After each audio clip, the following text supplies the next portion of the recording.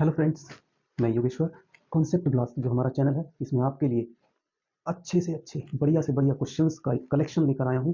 फिलहाल में जो हमारी आज की वीडियो है उसको देखिएगा शुरू से लेकर अंत तक। आपको ये बिल्कुल फील नहीं होगा कि आपका टाइम वेस्ट हुआ है, क्योंकि जो क्वेश्चंस, जो प्रश्न उत्तर यहाँ पर आपके लिए वन लाइन में लेकर आया हूँ, वो क्वेश्चंस हमेशा पूछे जाने वाले हैं। ठीक है, तो केवल और केवल आपसे ये रिक्वेस्ट है कि चैनल को ग्रो कराने में चैनल को सब्सक्राइब कीजिए, चैनल को शेयर कराइए, चैनल को लाइक करिए, जिससे मैं इससे ज़्यादा जो वीडियो अभी आप देखेंगे, इस वीडियो से ज़्यादा अच्छी अच्छी और वीडियो बनाकर आपके लिए प्रस्तुत कर सकूं। केवल आपको जो काम करना, आपको पीडीएफ अगर रिक्वायर्ड है, अगर आपको पीडीएफ चाहिए, जो मैं यहाँ आपको क्वेश्चंस बता रहा हूँ, अगर आपको पीडीएफ चाहिए फ्री ऑफ कॉस्ट, मैं आपके लिए प्रोवाइड करूँगा। आप कमेंट बॉक्स में लिखिए कि सर हमें ये इस वीडियो का पीडीएफ चाहिए। मेरे पास सारा पीडीएफ है, मैं सारी की सारी पीडीएफ आपको दूंगा। तो बिल्कुल भी नोट करने की जरूरत नहीं है, केवल आप वीडियो को देखिए और कमेंट बॉक्स में लिखिए कि सर हमें इस वीडियो का पीडीएफ चाहिए। फ्री ऑफ कॉस्ट आपको प्रोवाइड किया जाएगा। ठीक है, थैंक यू सो मच। चलिए स्टार्ट करते हैं।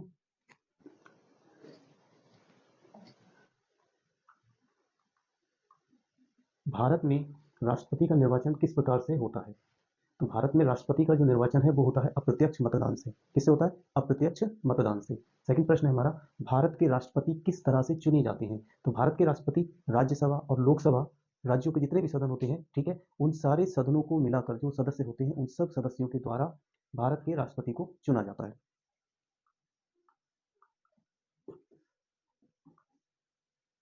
नेक्स्ट प्रश्न है हमारा, भारत का राष्ट्रपति अपना त्यागपत्र किसको सौंपता है? तो भारत का जो राष्ट्रपति है वो अपना त्यागपत्र भारत के उपराष्ट्रपति को सौंपता है। भारतीय संविधान के किस अनुच्छेद के तहत राष्ट्रपति पर महाभियोग लगाया जा सकता है? तो भारत का जो संविधान है उसका अनुच्छेद 61 कहता है कि राष्ट्रपति के ऊपर महाभियोग लगाया जा सकता है। राष्ट्रपति का महाभियोग आरोप संसद के किस सदन द्वारा लगाया जा सकता है? तो महाभियोग का जो आरोप है वो संसद के किसी भी सदन के द्वारा लगाया जा सकता है। संसद का कोई भी सदन महाभियोग को लगाने के लिए कह सकता है।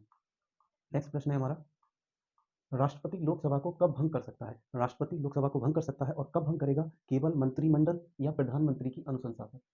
केवल मंत्रिमंडल या प्रधानमंत्री की अनुशंसा पर राष्ट्रपति क्या करेगा? लोकसभा को भंग कर देगा।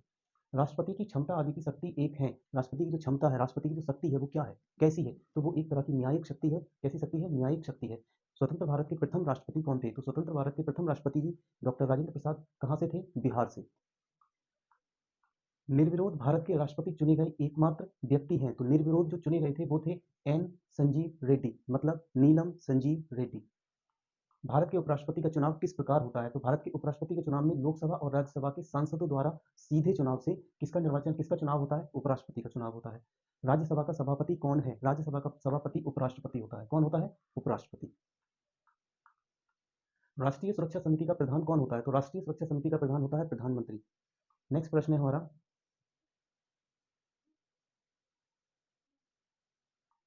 हमारा, मंत्रिपरिषद किसके प्रति उत्तरदायी होती है? तो मंत्रिपरिषद जो है हमारी, वो प्रधानमंत्री के प्रति उत्तरदायी होती है। नेक्स्ट प्रश्न याद रखिएगा, भारत के प्रथम वित्त मंत्री कौन थे? इंपॉर्टेंट क्वेश्चन है। भारत के प्रथम मुख्यमंत्री थे आर षणमुखम चेट्टी। कौन थे? आर षणमुखम चेट्टी। भारत के किस प्रधानमंत्री की मृत्यु देश के बाहर हुई थी? तो हमारे देश के जो प्रधानमंत्री थे लाल बहादुर शास्त्री जी, इनकी मृत्यु बाहर, भारत से बाहर, यानी कि कहाँ हुई थी? ताशकंद में हुई थी। कौन सा प्रधानमंत्री अपने कार्यकाल में संसद में कभी भी उपस्थित नहीं हुआ था? तो ऐसा कौन सा था? तो ऐसे थे हमारे चौधरी चरण सिंह। कौन थे? चौधरी चरण सिंह। ये अपने पूरे कार्यकाल में कभी भी संसद में उपस्थित नहीं हुए थे। संविधान के में मंत्रिमंडल शब्द का प्रयोग किस अनुच्छेद में हुआ है? तो संविधान में मंत्रिमंडल शब्द का जो प्रयोग है वो अनुच्छेद 352 में हुआ है। कौन से अनुच्छेद में? अनुच्छेद 352 में। भारत के प्रथम विधि अधिकारी के रूप में कौन जाना जाता है? तो भारत का जो प्रथम विधि अधिकारी होता है उसको बोलते हैं भारत का महान्यायवादी। क्या बोलते हैं? भारत का महान्यायवादी। भारत के अटॉर्नी जनरल विधि सलाहकार हैं। किसके विधि सलाहकार हैं? तो ये हैं भारत सरकार के विधि सलाहकार। किसके? भारत सरकार के विधि सलाहकार। नेक्स्ट प्रश्न है, सॉलिसिटर जनरल कौन होता है? सॉलिसिटर जनरल कानूनी सलाहकार होता है। सॉलिसिटर जनरल क्या होता है? कानूनी सलाहकार। भारत के नियंत्रक एवं महालेखा परीक्षक के पद पर नियुक्ति का कार्यकाल होता है, तो कितना होता है? 6 वर्ष का कार्यकाल होता है। कितना होता है? 6 वर्ष का कार्यकाल। भारत सरकार में सबसे ऊंचे पद का सिविलियन अधिकारी कौन होता है? तो सबसे ऊंचे पद का सिविलियन अधिकारी होता है मंत्रिमंडल का सचिव। कौन होता है? मंत्रिमंडल का सचिव। लोकसभा चुनाव का कोई प्रत्याशी अपनी जमानत खो देता है। कब जमानत खोएगा? जब उसको कुल वैध मतों का 1/6 भाग से भी कम प्राप्त होता है। क्या होता है? जब उसे 1/6 भाग प्राप्त होता है, 1/6 भाग प्राप्त ना हो पाए, तब वो क्या बन जाएगा? तब वो अपनी जमानत को खो देगा। नेक्स्ट प्रश्न है हमारा, क्या लोकसभा को कार्यकाल पूरा होने से पहले भंग किया जा सकता है? क्या ऐसा हो सकता है कि लोकसभा को कार्यकाल पूरा होने से पहले भंग किया जाए? तो हाँ, हो सकता है, कब हो सकता है? प्रधानमंत्री की सिफारिश पर उपराष्ट्रपति के द्वारा। इसके द्वारा प्रधानमंत्री की सिफारिश पर राष्ट्रपति के द्वारा ये हो सकता है कि लोकसभा का कार्यकाल पूरा होने से पहले ही लोकसभा को भंग कर दिया जाए। लोकसभा के कम से कम कितने सत्र बुलाए जाते हैं? लोकसभा के 1 साल में कम से कम 1 वर्ष में कितने सत्र बुलाए जाते हैं? तो कम से कम 1 वर्ष में 2 बार सत्र बुलाया जाता है। भारत में किस राज्य का लोकसभा व राज्यसभा में प्रतिनिधित्व सर्वाधिक है? तो भारत में उत्तर प्रदेश का लोकसभा और राज्यसभा दोनों में सर्वाधिक प्रतिनिधित्व होता है। लोकसभा का अध्यक्ष अपना त्यागपत्र किसको सौंपता है? तो लोकसभा का जो अध्यक्ष है वो अपना त्यागपत्र किसको सौंपता है? लोकसभा के उपाध्यक्ष को। किसको सौंपता है? लोकसभा के उपाध्यक्ष के लिए। दबा नहीं है। पहला आम चुनाव, भारत में पहला आम चुनाव कब हुआ था? तो पहला आम चुनाव हुआ था 25 अक्टूबर 1951 से 21 फरवरी 1952 तक चला था। जो पहला आम चुनाव हुआ था वो हमारा 25 अक्टूबर 1951 से स्टार्ट हुआ और 21 फरवरी 1952 तक चला था। लोकसभा की प्रथम महिला अध्यक्ष कौन है? लोकसभा की प्रथम महिला अध्यक्ष है मीरा कुमार। कौन है? मीरा कुमार। लोकसभा अध्यक्ष अपनी कास्टिंग बोर्ड का प्रयोग केवल कब करते हैं? लोकसभा का जो अध्यक्ष है वो अपनी कास्टिंग बोर्ड की जो फैसिलिटी कास्टिंग वोट की जो फैसिलिटी है उसका प्रयोग कब करते हैं? उस केस में उनका प्रयोग करते हैं जब वोट बराबर हो जाए। जब दो पार्टी हैं, दोनों पार्टियों के वोट बराबर हो जाते हैं, दोनों टाई कर जाते हैं, उस केस में लोकसभा अध्यक्ष अपने को जो उनका कास्टिंग वोट की जो फैसिलिटी है उसका प्रयोग करते हैं। लोकसभा को स्थायी सदन कहते हैं क्योंकि इसे राज्यसभा को स्थायी सदन कहते हैं क्योंकि क्यों कहते हैं? राज्यसभा को स्थायी सदन इसलिए कहा जाता है क्योंकि इसे कभी भी विघटित नहीं किया जा सकता। राष्ट्रपति द्वारा राज्यसभा में कितने व्यक्ति मनोनीत किए जाते हैं? तो राष्ट्रपति द्वारा 12 सदस्य मनोनीत किए जाते हैं। प्रथम अभिनेत्री जो राज्यसभा के लिए नामांकित की गई थी, तो प्रथम अभिनेत्री जो थी वो थी हमारी नरगिस दत्त, जिनको क्या किया गया था? राज्यसभा के लिए नामांकित किया गया था। राज्यसभा का पदेन सभापति कौन होता है? राज्यसभा का पदेन सभापति उपराष्ट्रपति होता है। कौन होता है? उपराष्ट्रपति। राज्यसभा का पदेन सभापति उपराष्ट्रपति होता है।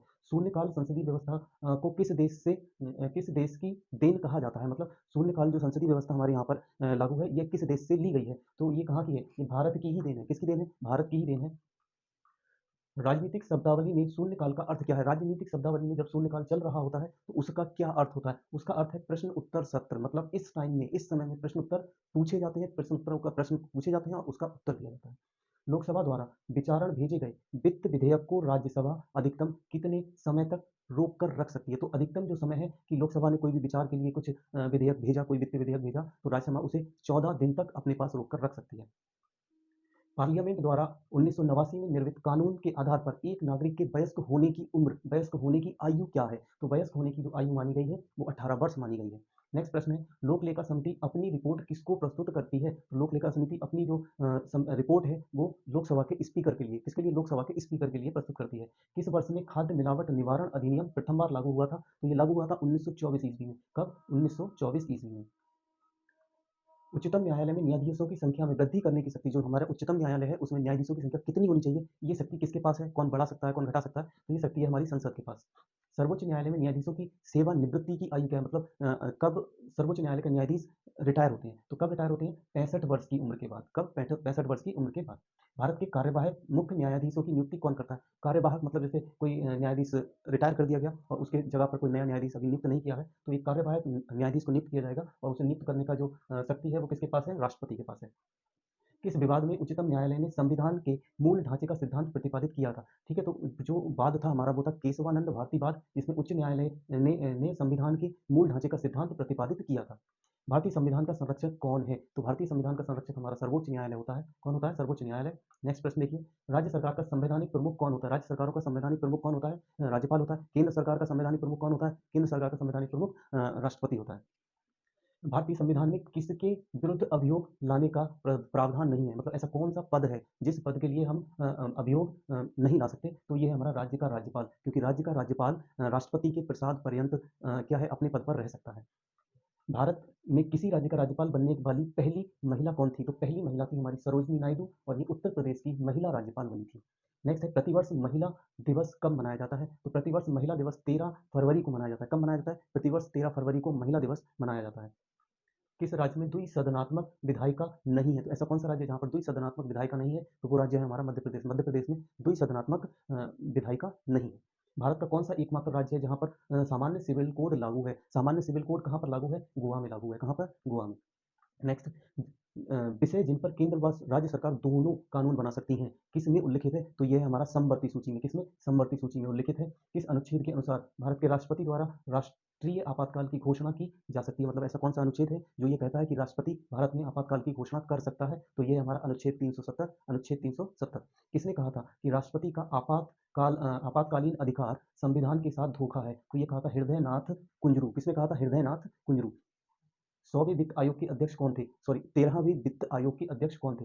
13वें वित्त आयोग के अध्यक्ष विजय केलकर थे। 12वें वित्त आयोग के अध्यक्ष कौन थे? Doctor C Rangarajan. कौन थे? सी रंगराजन। नेक्स्ट प्रश्न, योजना आयोग की स्थापना कब हुई थी? योजना आयोग की स्थापना 15 मार्च 1990 में हुई थी। योजना आयोग की स्थापना 15 मार्च 1990 में हुई थी। योजना आयोग का बदला हुआ नाम क्या है? तो योजना आयोग का बदला हुआ नाम नीति आयोग है। क्या है? योजना आयोग का बदला नाम नीति आयोग है। योजना आयोग का प्रथम अध्यक्ष कौन था? याद रखिएगा, योजना आयोग का जो अध्यक्ष है या नीति आयोग का जो अध्यक्ष है वो होता है भारत का प्रधानमंत्री। अब बात करी जा रही है कि प्रथम अध्यक्ष कौन था, तो सबसे पहला प्रधानमंत्री हमारे पंडित जवाहरलाल नेहरू जी थे। तो पहला अध्यक्ष कौन होगा योजना आयोग का? पंडित जवाहरलाल नेहरू। ठीक है, नेक्स्ट प्रश्न है हमारा, योजना आयोग का अध्यक्ष कौन होता है? सेम, योजना आयोग का अध्यक्ष हमारा प्रधानमंत्री जी होते हैं। संसद में पहला लोकपाल विधेयक कब रखा गया? तो संसद में पहला लोकपाल विधेयक 1968 में रखा गया। कब रखा गया? 1968 में। भारत में मताधिकार और निर्वाचित होने का अधिकार किस प्रकार का अधिकार है? तो भारत में मत देने का अधिकार, निर्वाचन का अधिकार, ये कैसा है? विधिक अधिकार है। कैसा? विधिक अधिकार। दिनेश गोस्वामी समिति का संबंध किससे था? तो दिनेश गोस्वामी निर्वाचन से सुधारों से संबंधित थे। तो उनकी जो समिति थी वो क्या करती थी? निर्वाचन सुधारों से संबंधित नियम उन्होंने बताए थे। निर्वाचन आयोग को 3 सदस्य आयोग किस वर्ष से बनाया गया था? तो निर्वाचन आयोग को 3 सदस्यीय आयोग 1989 से बनाया गया था। भारतीय राष्ट्रीय कांग्रेस में राष्ट्रीय शब्द प्रभावित था। राष्ट्रीय शब्द किससे प्रभावित था? तो ब्रिटिश शासन के विरुद्ध प्रतिक्रिया से। किससे? ब्रिटिश शासन के विरुद्ध प्रतिक्रिया से। कौन था? भारतीय राष्ट्रीय कांग्रेस में राष्ट्रीय शब्द प्रभावित था। नेशनल वोटर्स डे मनाया जाता है, आने वाला है 25 जनवरी को। कब आने वाला है? 25 जनवरी को नेशनल वोटर्स डे मनाया जाता है। दल बदल विरोधी निरोधक अधिनियम जिस तिथि को पारित हुआ था, दल बदल निरोधक अधिनियम कौन सी अनुसूची में है? अनुसूची 10। और कब पारित किया गया था? 15 फरवरी 1985। कब पारित किया गया था? 15 फरवरी 1985। भारतीय संविधान के लिए प्रथम संशोधन विधेयक कब लाया गया था? तो भारतीय संविधान में जो पहला संशोधन किया गया था वो किया गया था हमारा 1991 में। भारतीय संविधान में 9वीं अनुसूची परिवर्तित हुई थी। 9वीं अनुसूची में क्या था? प्रथम संशोधन किया गया था। क्या किया गया था? प्रथम संशोधन। और कहाँ? 1951 में। कहाँ किया गया था? 1951 में। किस संविधान अधिनियम को लघु संविधान कहा जाता है? तो 42वां जो हमारा संशोधन है, ठीक है, उसी के लिए क्या कहते हैं हम? लघु संविधान कहते हैं। किस समिति की अनुशंसा पर देश में पंचायती राज को लागू किया गया था? तो एक हमारी समिति थी, बलवंत राय मेहता समिति, जिसकी अनुशंसा पर पंचायती राज व्यवस्था को लागू किया गया था। पंचायती राज व्यवस्था को सर्वप्रथम कहाँ लागू किया गया था? तो पंचायती राज व्यवस्था, याद रखिएगा, बहुत इंपॉर्टेंट क्वेश्चन है। पंचायती राज व्यवस्था राजस्थान में नागौर एक जगह है, उस जगह पर 2 अक्टूबर 1959 के लिए 2 अक्टूबर 1959 के लिए राजस्थान के नागौर में पंचायती राज व्यवस्था को लागू किया गया था। पंचायत राज की त्रिस्तरीय प्रणाली में क्या-क्या आते हैं? यहाँ पर आता है ग्राम पंचायत, क्षेत्र पंचायत समिति और जिला परिषद। ग्राम पंचायत, क्षेत्र पंचायत समिति और जिला परिषद। संयुक्त राष्ट्र महासंघ दिवस कब मनाया जाता है? संयुक्त राष्ट्र महासंघ दिवस 24 अक्टूबर 1945 को मनाया जाता है। अंतर्राष्ट्रीय न्यायालय स्थित है, बहुत क्वेश्चन है, बहुत बार आया है, सेम ऐसे ही आता है। अंतर्राष्ट्रीय न्यायालय कहाँ स्थित है? तो ये है हेग में। कहाँ पर स्थित है? हेग में। याद रखिएगा, हेग में स्थित है। भारत का प्रथम प्रधानमंत्री जिन्होंने अफगानिस्तान की यात्रा की थी, याद रखिएगा, पहले प्रधानमंत्री जी थे हमारे पंडित जवाहरलाल नेहरू, जिन्होंने अफगानिस्तान की यात्रा की थी। उसके बाद जो दूसरे प्रधानमंत्री थे वो थे हमारे इंदिरा गांधी जी। इन्होंने 1976 में क्या करा? अफगानिस्तान की यात्रा की। इसके बाद थर्ड जो हमारे प्रधानमंत्री थे वो थे डॉक्टर मनमोहन सिंह। इन्होंने भी 2005 में और 2011 में अफगानिस्तान की यात्रा की थी। भारत के प्रथम विधि विश्वविद्यालय की स्थापना कहाँ हुई थी? तो बेंगलोर में हुई थी 1887 में बेंगलुरु में भारत के प्रथम विधि विश्वविद्यालय की स्थापना की गई थी। जिलाधीश को संस्थागत करिश्मा किसके द्वारा कहा गया? तो एक रजनी कोठारी जी थे, इन्होंने जिलाधीश को संस्थागत करिश्मा कहा था। सूचना का अधिकार कैसा है? सूचना का अधिकार मूल और विधिक दोनों है। सूचना का अधिकार मूल और विधिक दोनों है।